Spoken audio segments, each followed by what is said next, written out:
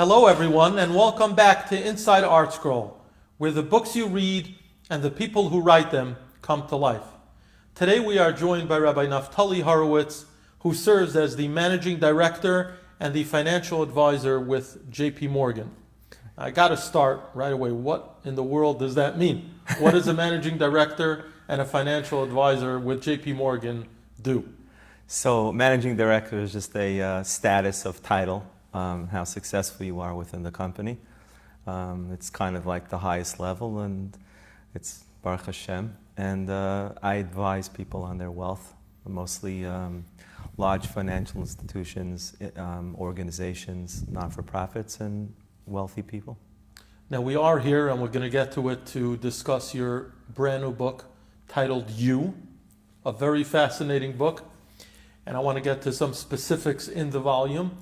But first, give us a background on how someone like you, who went through the traditional yeshiva system, and I'd like you to talk about that, ended up working with J.P. Morgan. So where did you grow up, and what was your background? So I grew up in Borough Park. I come from a rabbinic Hasidic family. I left yeshiva because I felt that my place was in the world and to be mashpia on people in a different way. And when you say you left yeshiva, you're talking about post-marriage? Post-marriage, post-kailo. Post-kailo. So as a bachar, where did you learn? So as a bachar, I learned in Stalin. Okay. Then I went from Mesivta to Rav Paler. And then I learned by Rosh Hashanah Shustel. And was that in Torah Tamima? That was in Torah Tamima, correct. Okay. I'm just mentioning because he was my Rebbe in Torah Tamima as well. There you go. And could then be a few years difference. And then I was zaycher to learn by Rav David Soloveitchik Zal Zayin Gesund. Should have a complete refuah shalema. Amen. And then you came back to America? Came back to America, went to Lakewood for a number of years. I earned my bachelor's degree and master's degree in Talmudic law, which lo and behold is all you need to get into Wall Street, as long as you're willing to do the work and read the books and study. And that's good to know for our viewers. Very good to know. I speak about this in my lectures all the time. People think that, you don't have an Ivy League college degree, you can't go places. It's not true. We say if you can figure out Reb Chaim al Rambam, then a corporate earnings report is a piece of cake. Well. Baruch Hashem. So, did you receive some kind of what we would call an English general studies secular education over the years that you felt helped you later on, or was it something that was more innate, that you had that ability to write and to speak and to comprehend whatever it is that you were exposed to post-kailo? So no, the answer is I went through traditional yeshivas. I read books. I read a lot of books. To do what I do, you need to know a lot. So I do not waste time reading, as we say, Narishkeit. I read textbooks. And I think as a child, I always was fascinated with the English language. Like if I had a Rebbe in English, it would be Rebbe Berelwein. Not only was I fascinated by history, but I used to write down all the hard words that he would say in all of his history lectures and his books, and I would look them up in the dictionary. And then I would try to incorporate them into my language as I was speaking, and I think that's how I picked up the English language. And you've seen it pay off for you? Absolutely. I mean, people do judge you by your vocabulary, especially in my world. You are working with sophisticated Ivy League college grads, so you can't have that yeshivish sprach, so to speak, falling out of your mouth. And as they say, you never get a second chance to make a first impression. That's correct. So that's correct. The way you speak and the way you present yourself is the way they're going to view you. Yeah, absolutely. Now, growing up, what did your parents do? My father was a diamond cutter. My father worked very, very hard. Struggled terribly to make a living, which is part of the reason I wrote this book and part of why I do what I do. Watching my father struggle and watching the worries of the house of, not having enough was a very big influence on my upbringing and a big part of, who I am. And when you made that choice to leave kailo and to take a vocation, how did you choose what you did? So my first job was working actually in the printing world. I worked for my shver. And I was pushed into that job by necessity. My father needed somebody to do sales, and sales was what type of business was that? Printing Commercial and printing? graphics. Yes, yes. And Books. What was your role there? So I became a salesperson. I became the salesperson. And where did you kind of gravitate naturally to sales? Was Not it at something all. that It was the last thing in the world I wanted to do. But it turns out it's what Rabban Shalom wanted me to do. And I'm kind of tenacious in that way, that even though I did not have the natural inkling for it, I pushed myself and I just didn't give up, and I kept at it until I became really good at it. So you become good at sales, you feel comfortable in your own skin, which I think is a very important part of it. Correct. And what was the next step? So I sort of realized after a couple of years I wasn't going to stay in the printing business. It just didn't offer enough of an intellectual challenge for me. And I kept davening for the Rebbeinu Shalom to open up something for me. That something opened up when I was picked up by a financial firm, corporate finance, which is not what I do today. You applied for the job? Did someone seek you out? Somebody sought me out. Somebody who took notice of me sought me out. And I was thrust into the world of finance. So I spent about 5 years in corporate finance. Enjoyed Which means it. In layman's terms, what Working did that involve? with public companies. Okay. Very different of what I do today. I was doing all kinds of structuring of their stock issuances and their plans and things like that. With job, no formal college degree in that field? Not at all, no. So you're kind of learning on the fly? Learning on the fly. And what that job did for me is it really pushed me to up the ante on my communication skills, presentation skills, because I was meeting with chief financial officers, corporate secretaries of large public companies. I mean, I had some really large companies that were my clients, big Fortune 500. So there I was, a yeshiva bachur, and sitting with the board of Coca-Cola. You ever laugh to yourself and say, this is funny? It's funny until you realize that everything is funny. Because the Rebbeinu Shalom can make anything happen. Exactly. And I write about that in the book all the time, that a person can do anything if they believe in themselves as a conduit and a vehicle for the Rebbeinu Shalom to express Kiddush Hashem and success in the world. So I'm a living example of that, because everything about my life is shlo al pi derech hateva, and certainly where I am in my career. Right. So I spent 5 years doing that. It was difficult because I was on a plane a lot. I was flying all over the country, meeting with companies in San Diego and Wyoming and places that you would never go to in a million years. Certainly no kosher food. I was once snowed in to Boise, Idaho, before there was a Chabad house there, and I had to exist on apples and oranges, and I found some kosher pretzels for 3 days until the airport opened up again. But I started davening again. I said, Rebbeinu Shalom, I don't think this is it. I need something else. I need something else. And then again, I was sought out by my former firm to become a financial advisor to wealthy people, something I had absolutely no knowledge of. And they invested in me and they trained me, and Baruch Hashem, and from there I went to JP Morgan. Now, any particular memories from those early years? Maybe a gaffe of yours or something humorous? Any particular story that stands out? There's a lot of them. There were many defining moments in the early part of my career, which I speak about a lot in my lectures. Things that taught me to take a completely different track than perhaps the other people that I was competing against were doing. I remember one of my largest clients using the word, "I'm disappointed." And I remember how that felt. And I remember sort of like saying to myself, my number one goal is never to disappoint anybody. So they were saying to you, they were disappointed Correct. in you and your performance? I delivered a printed piece, and the client looked at it and they were disappointed. And that hurt. And I think that propelled me to work extra hard, never to have a client say, "I'm disappointed." And that's true in my business today, especially. That was a very big defining moment. Another defining moment I remember was meeting with a very large public company, and I was pitching their business. And the CFO looked at his watch and he says, "Mr. Horowitz, you've been here 15 minutes and all you've talked about is your competition. I have another 5 minutes for you. Would you like to tell me anything about your company?" And it was just so impactful. Needless to say, I did not win that piece of business. But it was one of the most defining moments of my career where I said, wow, you can't talk about the competition. You can only talk about what you're offering. And this is what Chafetz Chaim says all the time. Lashon Hara carries into the workplace just like it does everywhere else. Where do we have a right to put down our competition? So these were very, very important defining moments for me, where I'd say that after that, I did everything differently. There's so many. I mean, perhaps if I write another book, talk about your autobiography. Maybe. I'll talk about all that. Right. Now, as a visibly Orthodox Jew, a Ben Torah, did you hit roadblocks on the way to where you are today?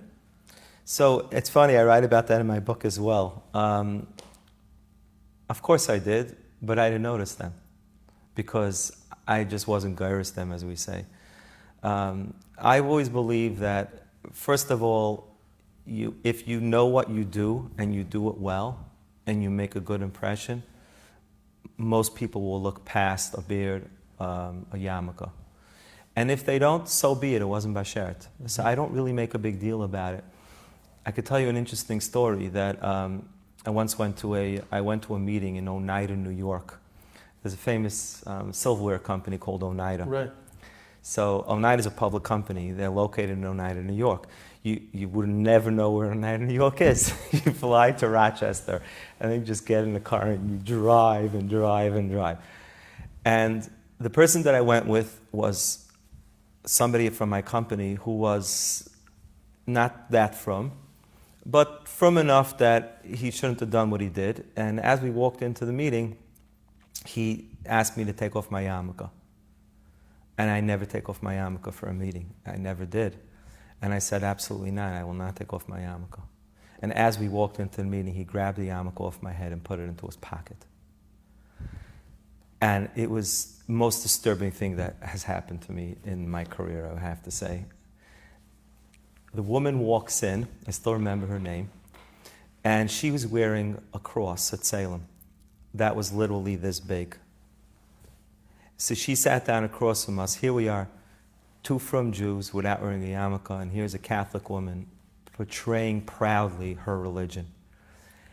And I walked out of that meeting, and I asked the person back for my yarmulke, and I refused to ever do a meeting with this person again. But the point was that we Yidden, when we act the way we should, we're ethical, we're honest, we speak the truth, and we know what we're talking about, and we make an impression, we should be wearing two yarmulkes, not one, right? Taking off our yarmulkes never occurred to me. I could never do it. It's not possible, and I can't believe that that's what the Rebbeinu Shalom would want for me to be successful. So I proudly walk the hallways of J.P. Morgan. There aren't that many managing directors in the entire firm, but we have once a year a get-together, and I'm proud that I believe I'm the only yarmulke in the room. And I'm proud of it. I think that's why I'm in the workplace. And I was going to ask you if you're ever in uncomfortable positions because of it, but you're saying you're not even noticing it. You're so past it. I'm not even noticing it. I don't think about it. And I write about this in my book. The more self-conscious you are, right. The more you're going to project that. And then the person's going to pick it up. If you're proud of who you are and you have no embarrassment or anything to be sorry for, the person will look past it. Right. They believe in the innate goodness of people. Most people are, right? That's what you I absolutely believe in that. Right. I absolutely believe in that. And I think that a lot of what people claim as anti-Semitism is just their demyonis or their excuse for why things aren't working out. I just don't think it's been an issue for me. But I think that's very inspiring, not only for those in the corporate world, but anyone in any interaction with those outside of the Orthodox Jewish community in general, and those who do work with those outside of our faith, that it's all about how you carry yourself and how you project yourself. And in most situations, listen, there are always some, sour apples, but in most situations, you'll get that back coming right back to you. I give credit to this to my father, Zechronu Livracha. My father did not judge people in that way. I remember coming off from yeshiva once, and repeating something somebody had said, one of my friends, all goyim are bad, all goyim are robbers, or something silly that a child would say. And my father sat me down and he says, is that true? I said, yes, I think it's true. So my father started saying, how about Peter the gardener? Is he a robber? Is he bad?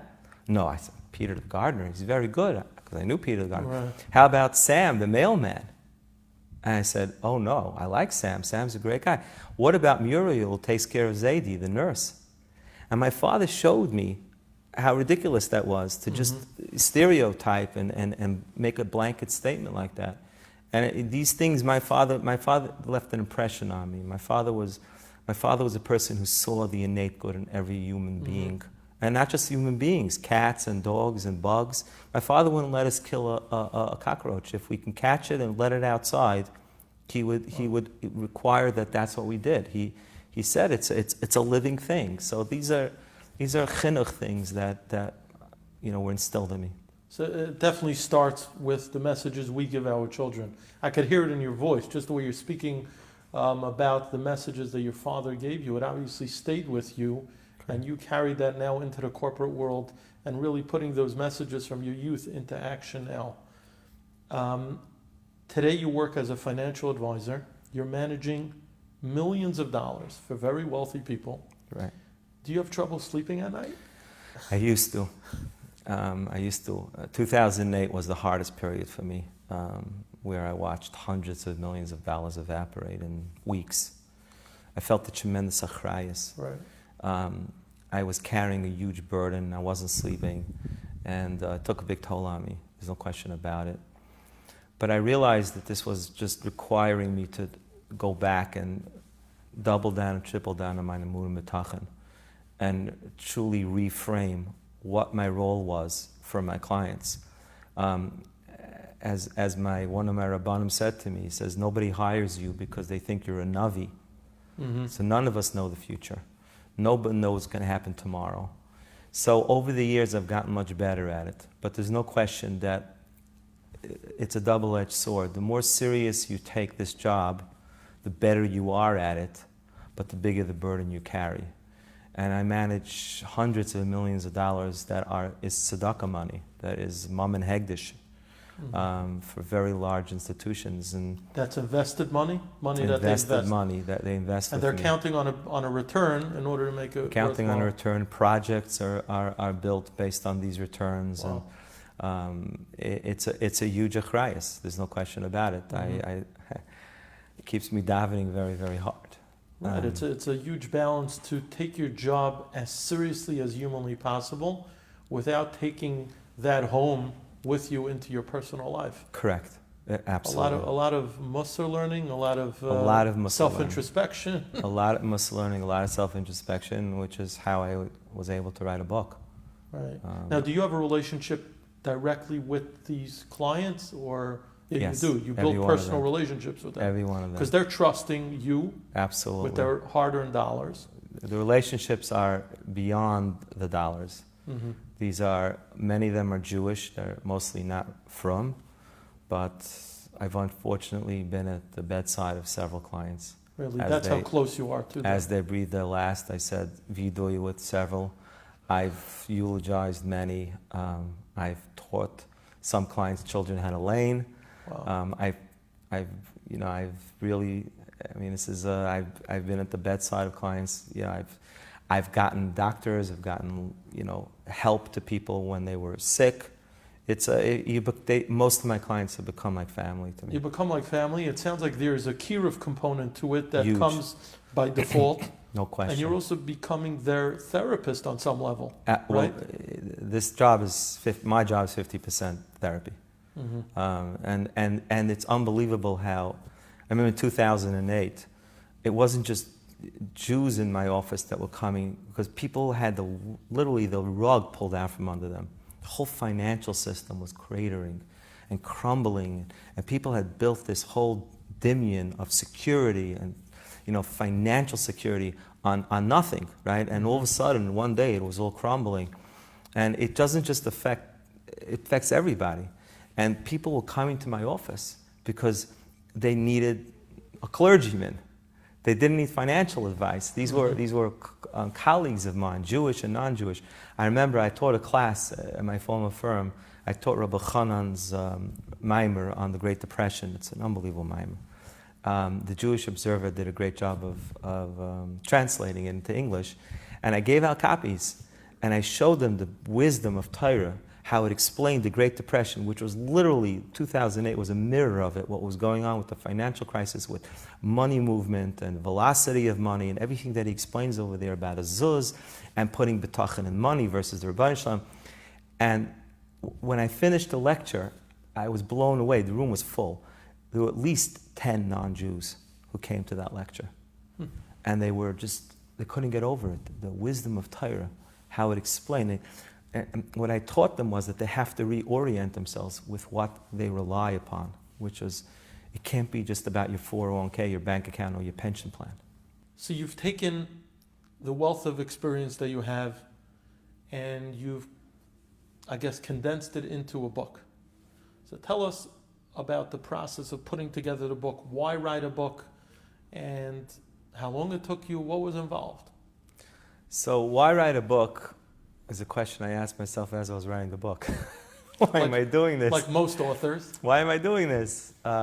It's interesting. The idea to write the book came from a very good friend of mine who's a noted author, Naftali. He came up to me after a lecture in Lakewood a couple of years ago, and he said, who's publishing your book? I said, I don't have a book. He goes, oh no, you're going to have a book.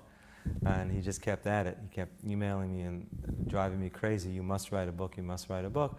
One day he dragged me down to Art Scroll, and I met with Gedalia and Avram Biederman, and they said, you must write a book.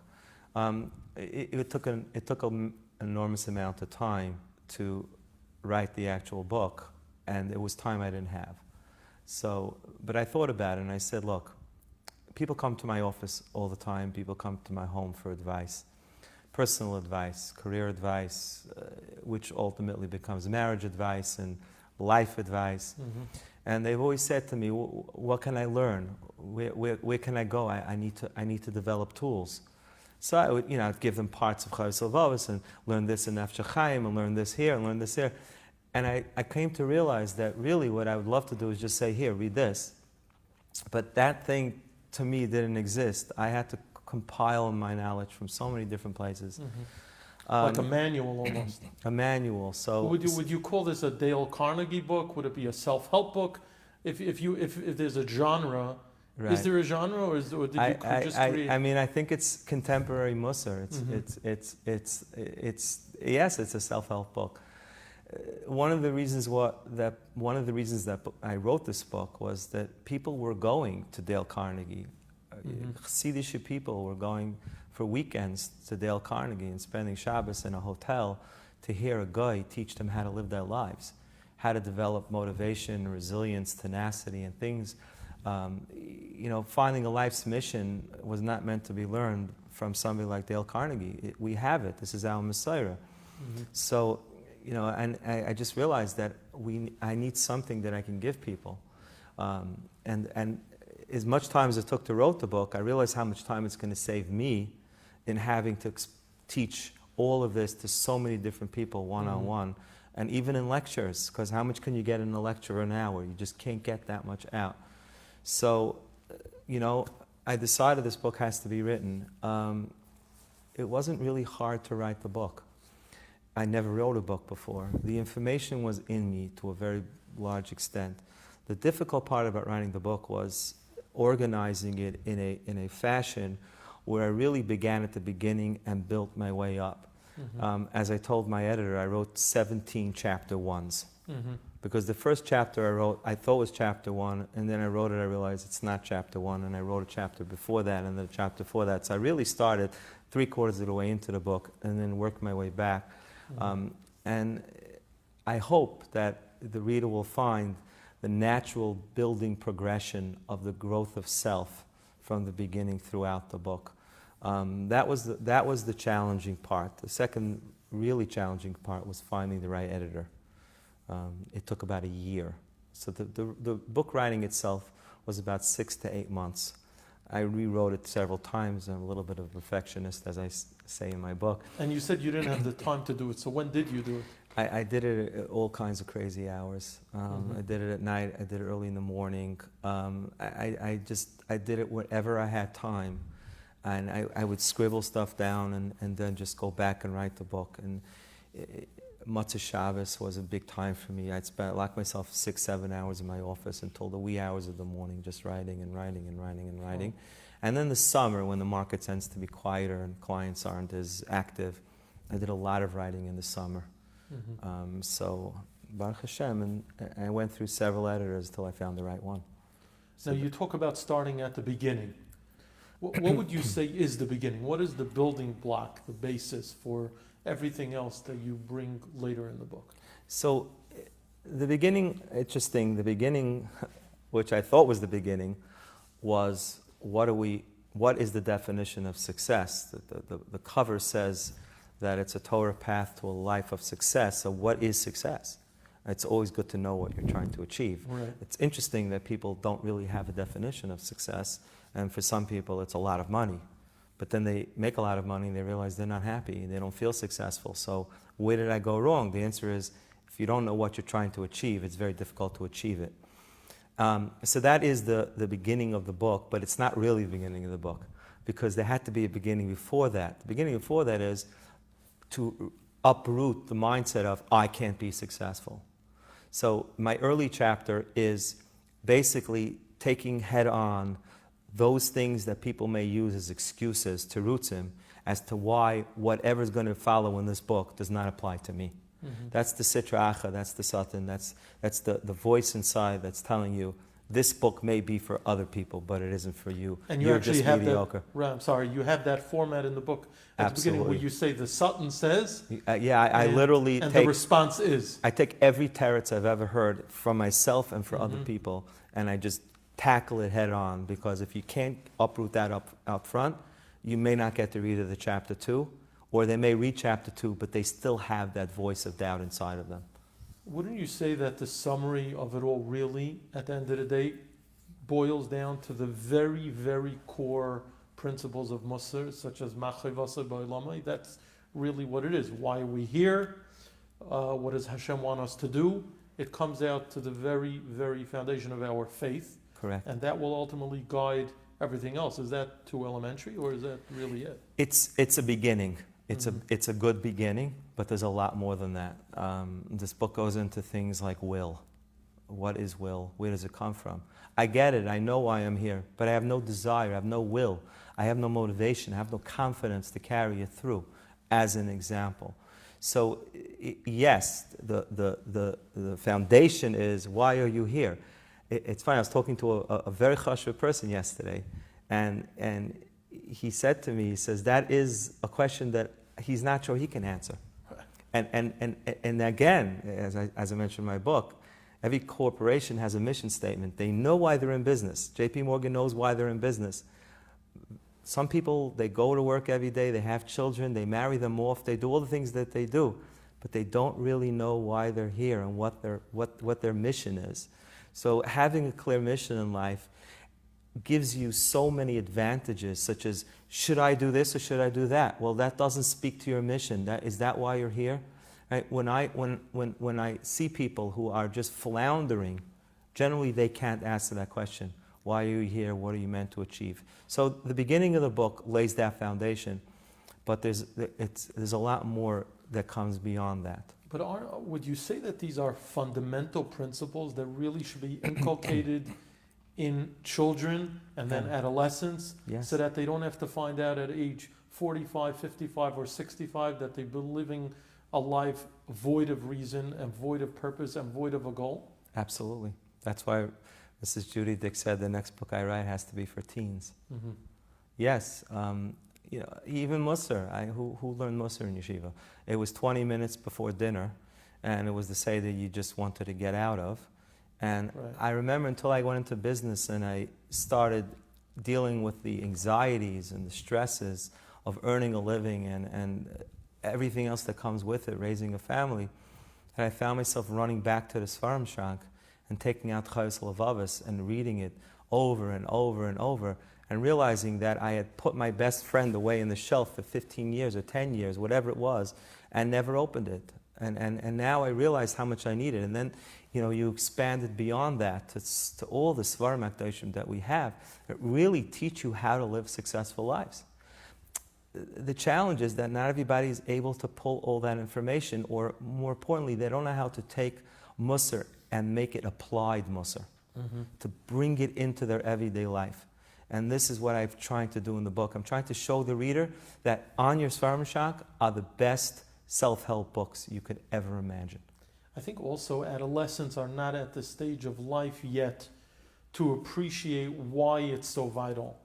It's more about getting through the days and the years. They're not facing life-altering challenges, hopefully not.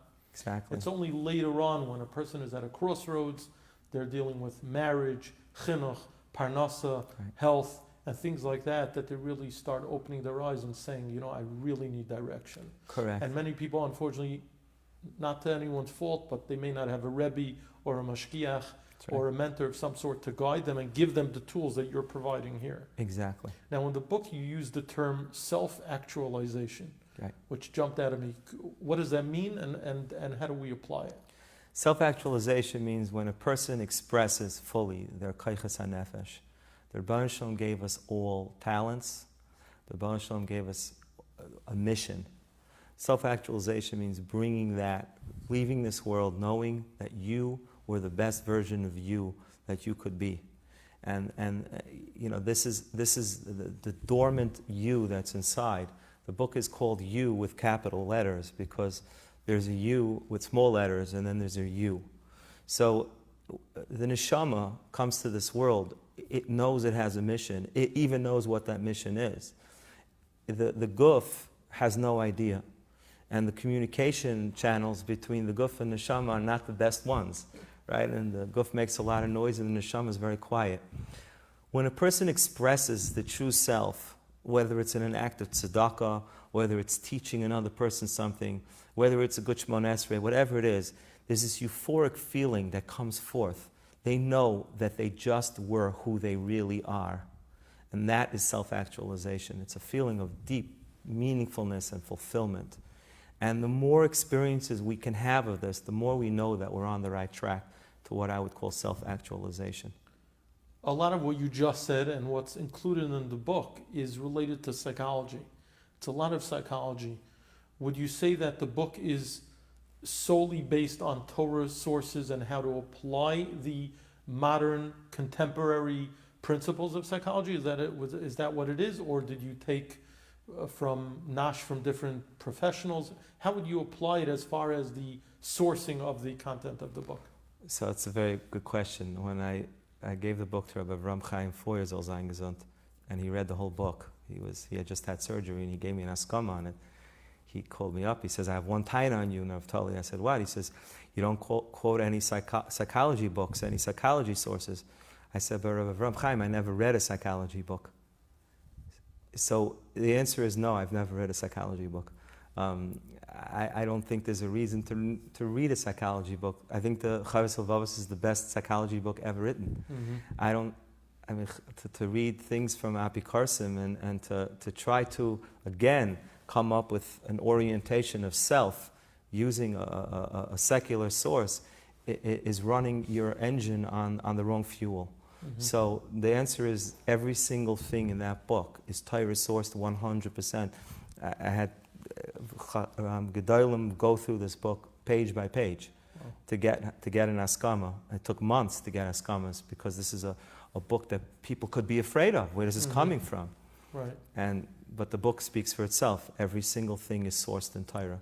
As Chazal say, it's all there. It's mamish all there. It's mamish unbelievable, and it's authentic. It's not this artificial things that somebody's going to read in a book written by an apikairis. Right. What's interesting is that you're dealing with very weighty topics, but as I was going through the book, it's very light. Very light.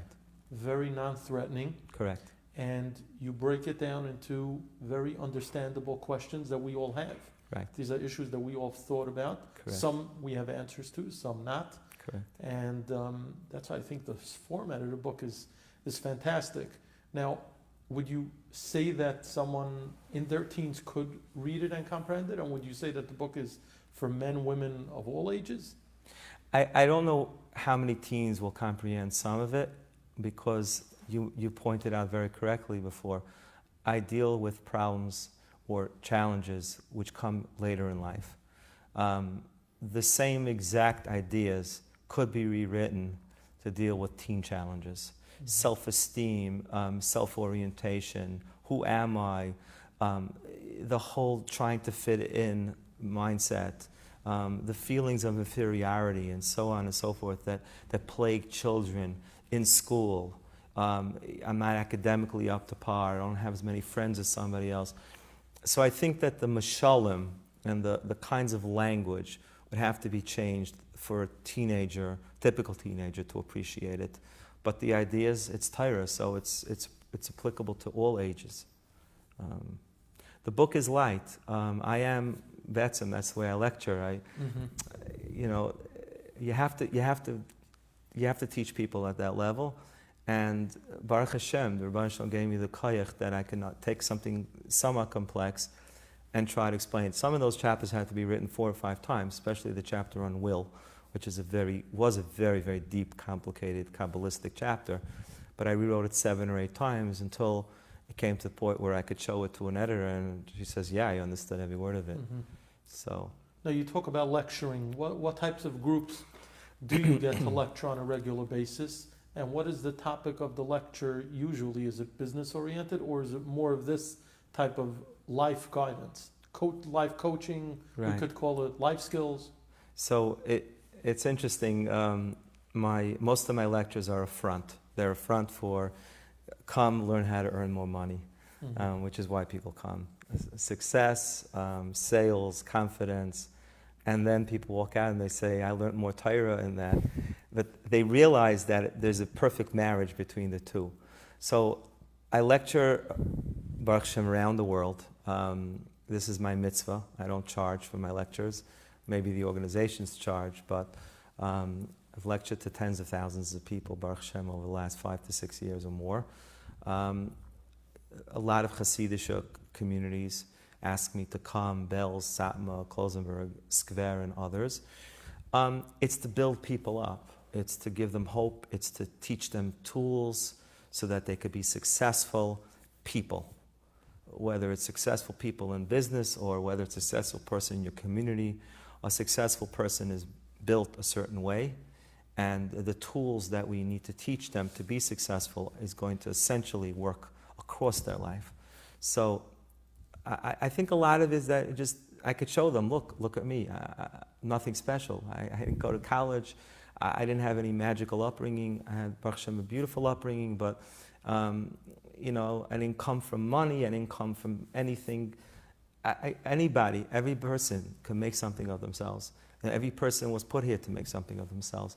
So I think some of that is just I'm willing to share my foibles and my mistakes and my mishigasin and the fears and inhibitions that I had, and every shortcoming that I have, literally, had to be dealt with before I went into that book.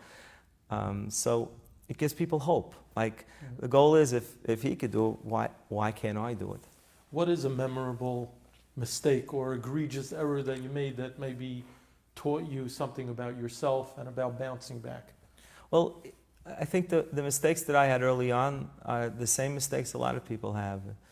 I spent too much time worrying about what other people thought, about what other people thought of me. What kind of impression was I making? Was I fitting in? These are childish mindsets that can occupy kinna, jealousy, taiva, and kavod.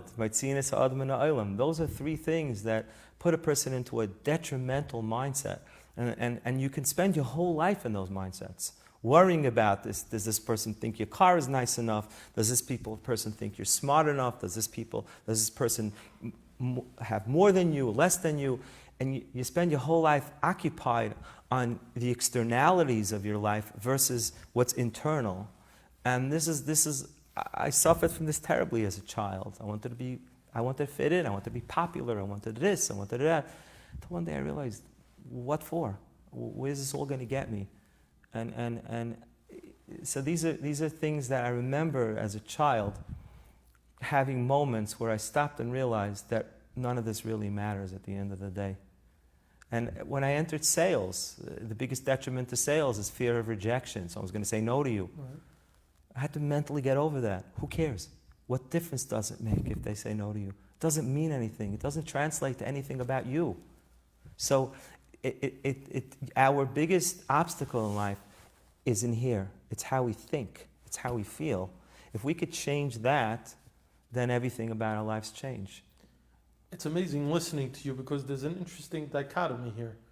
Your occupation at JP Morgan is focused on making people more money. Correct. Whereas your primary message, and that is we're talking about externals, chitzonius. Correct. And your whole message is that what really matters is the pneumius, is the internal. Correct. You ever think to yourself, you know what, I'm on one side I'm being pulled in the JP Morgan direction. Right. On the other side, the truth is the diametric opposite. Right. So you kind of have a unique balance here. So it's interesting. So I don't think it's a steer at all. In fact, I speak to my clients this way all the time. Client calls me up and says he heard about this and this investment and he's thinking of doing it. And I say, but you realize how risky it is? And he says, yes, it's very risky. And I said, but let me ask you a question. If you're wrong, how much pain will you experience at the loss? Versus if you're right, will this change your life even an iota? Mm-hmm. Does it really matter at this point how much money you have? And I speak to clients like that all the time. I try to reorient them for the purpose of money. And in my book, I have some examples of, unfortunately, people who didn't get it and who just kept amassing and amassing and amassing. Money, in the words of Reb Schwab, the reason why on Matzah Shabbos we say Zareinu v'chaspenu yarba k'choil, right? Asks Reb Schwab, how do you take something as holy and as eternal as children and put it together with money? The Tarot says we're talking about money that's put to good uses. Listen, money built Art Scroll. Money put out the Schottenstein Talmud. Money builds yeshivas. Money has incredibly intrinsic power when it's directed in the right direction. So I see money creation, when it's done for the right purpose, as avodas Hashem. And I try to teach my clients to think that way, to say, at some point, it's purposeless to create more wealth unless you can find the purpose for it. And I have these conversations with my clients. These are existential conversations to try to get them to give more tzedakah and to do the right thing while they're still alive. And sometimes I'm successful, and unfortunately, sometimes I'm not.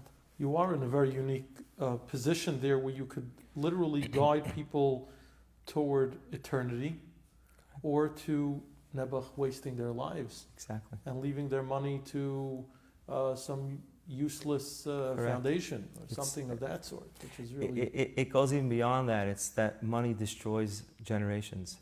When it's not dealt with, when children grow up spoiled and unbridled and they know there's endless amounts of money coming their way one day, where's the motivation for that child to make anything of themselves?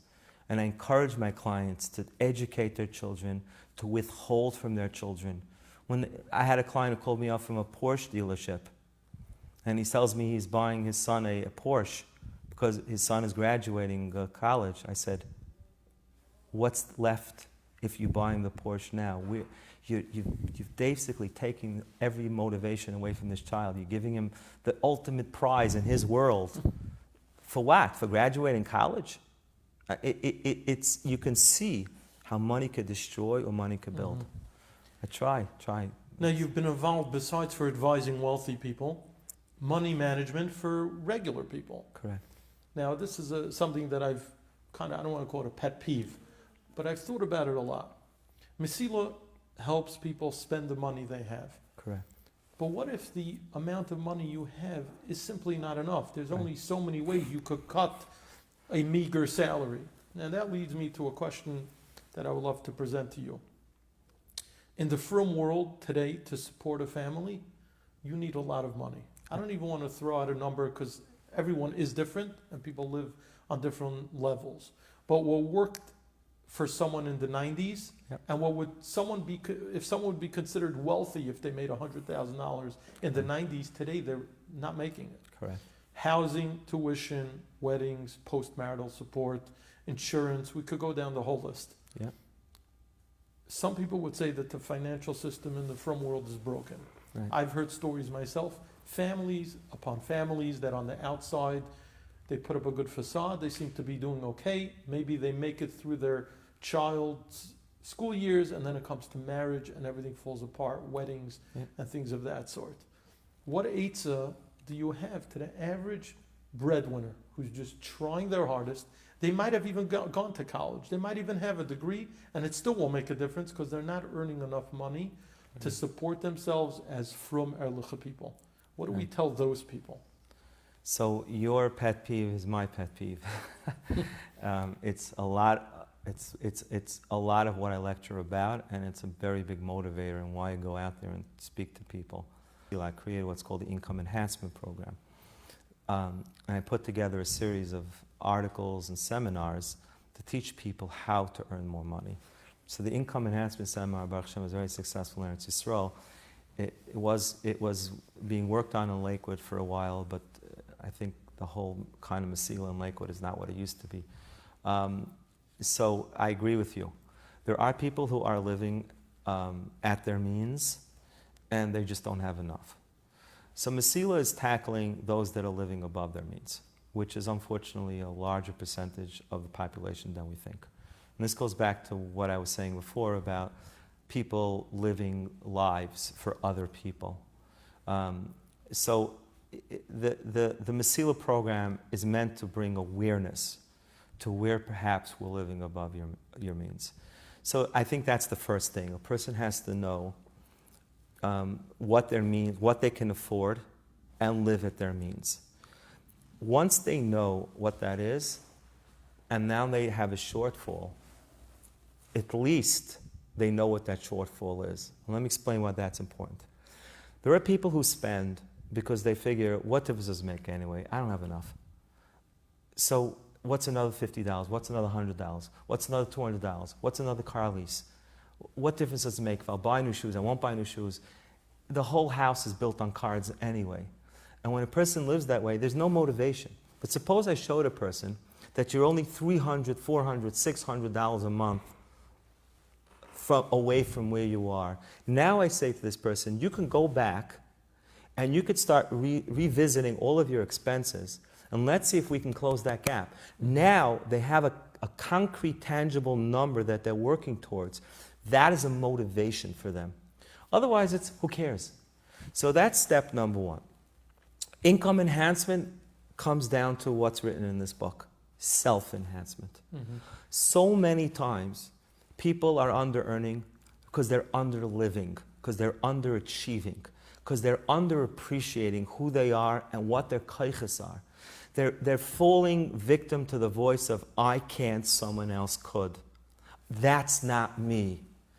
Someone could be successful at this. Someone could get that raise. Someone could work their way up in the company. Somebody can take on a second profession. Somebody can change professions completely.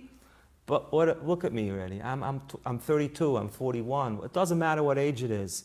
And that is what this book was meant to uproot. And it's not just about money. It's about davening for Amid. It's about talking at a Sheva Brachis. It's about starting a Chesed organization. It's about all those latent talents and koiches that we have inside of us that we've just forgotten and saying, it's not me, it's not me. I am what you see, right?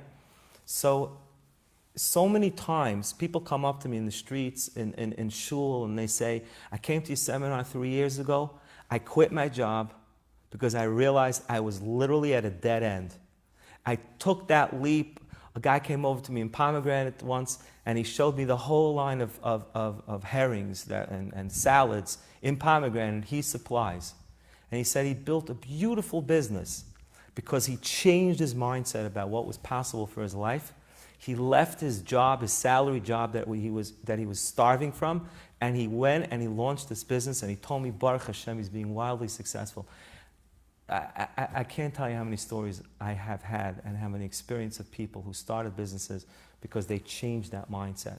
So I try in my seminars to teach people. Do you believe that every single person could be matzliach, whatever hatzlach is defined as? Do you think every person could be matzliach, especially when we're talking about materially? Yes. Financially, aren't there always the idiots, the Beinanis, Ziburis, aren't Yes. there always the Lajutzlachs of society? It's in my book. I tell everybody the same thing. There will always be, the א.א.וו says this, the other Muslims say there are always going to be givers and takers. Amuna betachin means I will not be from the takers. Those that step up, the Ayv Yisrael, the Abdurrahman says the word Amuna comes from the Lashon Hamshacha. Those that step up and say, I believe that I can be from the givers. Why should somebody else be able to give and not me? Those people ultimately will become givers. They will not be takers. Will there be takers? Yes. But let it not be you. Mm-hmm. Let it not be you. A person has to have that betachin and amun and the Rebbeinu Shalom. The Rebbeinu Shalom meant for them to support their family and to live their lives successfully.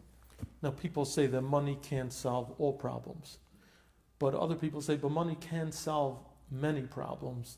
And that going back to our shared pet peeve, what I've heard from a therapist who said that most of the cases that come to him on some level involve finances. And every problem, virtually every problem, or challenge, I don't want to call it a problem, call it a challenge. Kids at risk, shidduchim, maybe not health, but a lot of other things, ultimately are exacerbated when there's a lack of finances. If someone has a kid at risk and they don't have the money Correct. to give the child the reinforcements that they need, things of that sort.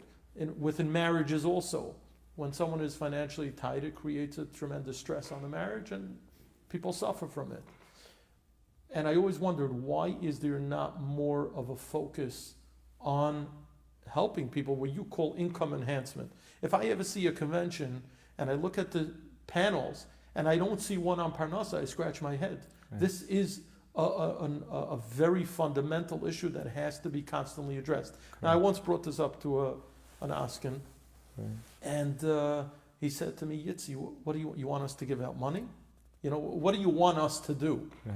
So obviously giving out money is not the Eitzah, but there has to be creative ideas, whether it's tuition relief, housing relief, and there are tremendous organizations doing that. Right. But I always wonder why there isn't more being done. Now, I have a theory that the movers and shakers, the people who have the power of influence, are usually of the upper echelon of society, which by definition means that finances are not a challenge that they deal with, whereas right.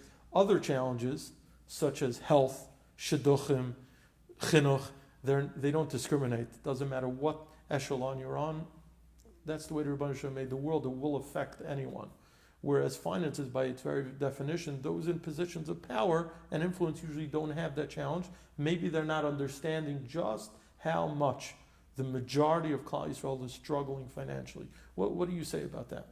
So you're talking very, very big macro problems that we have. But the first thing I would say is that I've seen just as many children at risk that are there because of too much money mm-hmm. as lack of money. There's no question that lack of money creates issues with regard to getting the child help. The first thing I would say is that the avir, the tone of a house is more important than how much money there is. There are children who grow up with very little and they don't feel lacking. There are children that grow up with enough and feel lacking. And it's incumbent on parents to make children feel safe and and this is the most difficult part of being a parent in today's generation, is keeping the stresses inside or behind the closed door between you and your wife.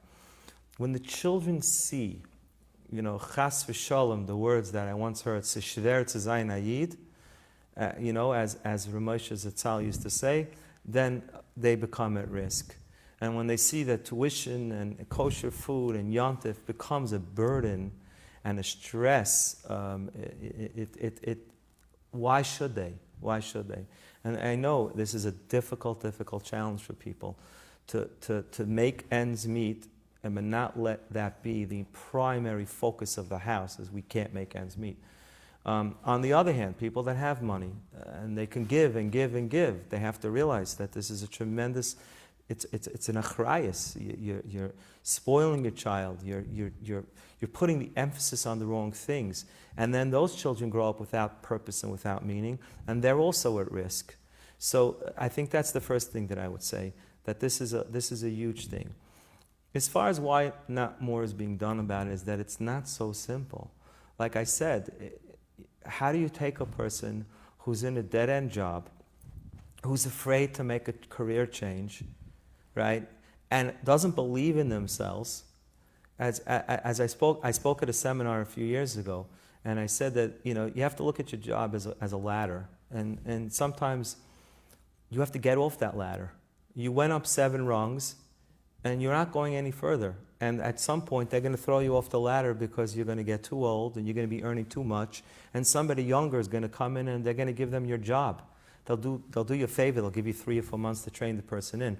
And I always say, get off that ladder before someone pushes you off that ladder. And get on a new ladder, and a ladder that's taller and that has more potential. That's very, very scary. It's really scary.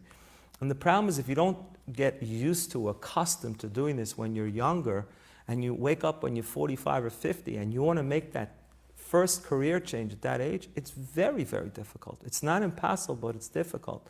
So I encourage the younger people to take more risks, calculated risks. You know, you speak it over with a gadol, you do your research, but start a business, go into the sales profession, which has much more potential than a salary job. I encourage a lot of people to go into sales for that reason. And that's that put amunah b'tachan in the Rabbanah Shalom. Sales could be scary because it's commission based, right? That's right. And some people don't. But there's no ceiling. Mm-hmm. I must have put thousands of people into the sales profession who would have never thought otherwise. So are you saying that it has to do more with determination and breaking out of the box than acquiring the requisite skills? Yes. Where does skill play? Where do skills? Because I didn't hear from you at all say anything about education or skills or reading up on who knows what and broadening your knowledge. That's a milsa de pshita, as we say. First, you have to believe you could do it, and you have to want to do it, and then you say, how do I do it? When I went into finance, I didn't just walk in and say, I'm here. I devoured books. Mm-hmm. I still devour books. I don't read Narishkeit. I don't have time for Narishkeit. I read Tachlis. So I speak about that all the time. You have to develop skills. You have to work on yourself. You have to know what your shortcomings are. If you have people skills, you have to refine them. Communication skills, listening skills, asking skills, storytelling skills, motivation, resiliency, all of these things. Mitzvah Shem, maybe I'll write another book. There's so much that goes into what I call human capital, which is what a person is in the workplace to develop. It makes the person a more complete individual. But it starts with, I'm going to make a change. Right now, every time I changed jobs, I was thrust into a vast ocean that I knew nothing about. It was scary. I had stomach aches. I literally couldn't eat for weeks. But I knew this, I have to do it. I had to be moyach shalat al לעבן. I knew that I had to do it. Otherwise, I wasn't going to support my family because of it. So getting over those initial fears and inhibitions and all that is the first step. Now, good, now what do I do? And I train people how to do that. Go speak to people, develop a mentor. You need a Rebbe in this, in both a spiritual and a physical sense. Right? You have to have somebody who's guiding you and telling you this is a good book to read, this is what you should be working on, and so on and so forth. So this is really career coaching. I know people who have gone through school, they've gotten schooling and degrees, and then they show up to get their job and they find out that that particular field Correct. Is saturated. Correct. And, chachamenu b'roishai, right. But how would they know? Because they got guidance to go take a course in whatever it is. 100%. So sales, you feel, is something that has tremendous potential and growth. Potential. At the same time, there is obviously a risk because especially in the early stages, there's no guarantee as to what you're earning. Correct. But you're saying that's what you would call a calculated responsible risk. Correct. As opposed to something See, the difference between sales and everything else is that in 2008, thousands of mortgage brokers lost their job. In 2001, thousands of computer programmers lost their job. And what happens is they had a skill that became antiquated or wasn't as needed as much as it was, right? There were just not that many mortgages being originated in 2009 as there was in 2007. Those that developed underlying skills, like sales, are able to port that skill to another profession. I developed my sales skills in the printing business. And then they went to the to corporate finance, and now it's in wealth management. And if Wall Street would have shut down one day and go completely out of business, I don't know, I guess I'd sell airliners, airplanes, or I don't know. It's a human capital skill. It's not a knowledge of a specific industry. If you were the biggest cassette tape salesman, today you're selling, I don't know what's, hard drives or whatever it is. It doesn't matter. Your product went away. Right. So I encourage people to look at it that way. And the other thing about sales is that the older you get, the better you get. Your Rolodex grows, you refine your skills, everything gets better about you. You can't compare a 45-year-old salesperson to a 22-year-old salesperson. So that's an interesting thing, because in many fields, people feel that older people kind of lose their touch, whereas Correct. You're saying in sales, you're honing your skills. You're honing your skills. And you're just getting better at it. Absolutely. So it doesn't matter. Age is a mila. As it's a mila. When I worked in corporate finance, there was a man who was in his 70s, and they would have kept him until he was 100. Wow. Because he was so seasoned. I learned so much from him. This is a person who worked on himself and really. So look, the reason why there aren't more seminars about this is that the people that are successful, a lot of them, just don't know how to train other people to be successful. And really, my hope is that this book will give people the kernels of information to start the process and working on things like self-esteem and confidence and motivation and will, and to start recognizing that voice inside of each of us that keeps putting us down and dragging us into mediocrity or even worse, failure. And start recognizing what are those things that are holding us back and how do we unleash ourselves from them. And that I'm hoping that this book will start that conversation for people. And then they will take that and they will go back to the Svarim Shanks, or maybe more seminars will be developed to specifically deal with those things that are holding people back. Well, I want to thank you for joining us today, for the fount of information that you are, for all the information and advice you gave us. I'm sure many people are going to benefit from this book, from your lectures, and we are looking forward to Mirz Hashem to another volume in which you'll address whatever hasn't been addressed in this book, but continued Hatzlach and all your wonderful work. Thank you so much. Thank you for taking the time. Thank you.